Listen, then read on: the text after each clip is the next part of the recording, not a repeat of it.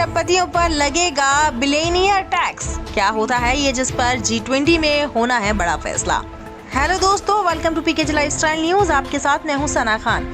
दुनिया में असमानता का स्तर बढ़ रहा है, अमीर हो रहा है और गरीब हो रहा है।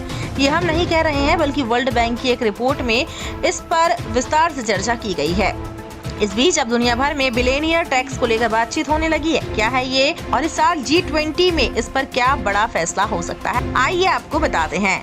भारत में आज जब भी अमीर आदमी की बात होती है तो सबसे पहले आपके ध्यान में मुकेश अंबानी और गौतम अडानी जैसे अरबपतियों का नाम आता है। दुनिया भर में जिस तरह से असमानता बढ़ रही है, बैंक की रिपोर्ट के मुताबिक अमीर और गरीब हो रहा है। तब से ये चर्चा जोर पकड़ रही है कि क्या इन अरबपतियों पर अलग से बिलियनियर टैक्स लगना चाहिए। क्या होता है ये टैक्स, क्यों इस साल ब्राजील में होने वाली G20 समिट का ये सबसे बड़ा मुद्दा बन चुका है।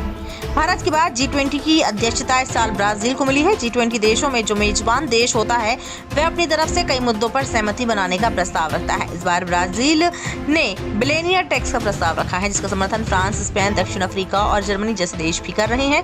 ब्राजील ने बिलियनियर टैक्स का जो प्रस्ताव रखा है उसे असल में फ्रांस के इकोनॉमिस्ट गैब्रिएल जुकमैन ने तैयार किया है। असल में ये एक संपत्ति कर है।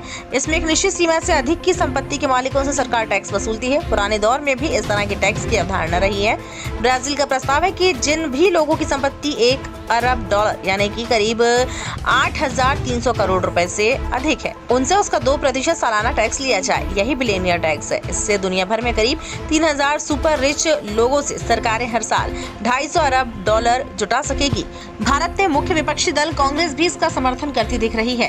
पार्टी के प्रमुख नेता जयराम रमेश ने ट्वीट करके इस पर सरकार से भारत की स्थिति बताने के लिए कहा। अपने पोस्ट में उन्होंने लिखा कि भारत में $1 बिलियन से अधिक की संपत्ति रखने वालों की संख्या 167 है।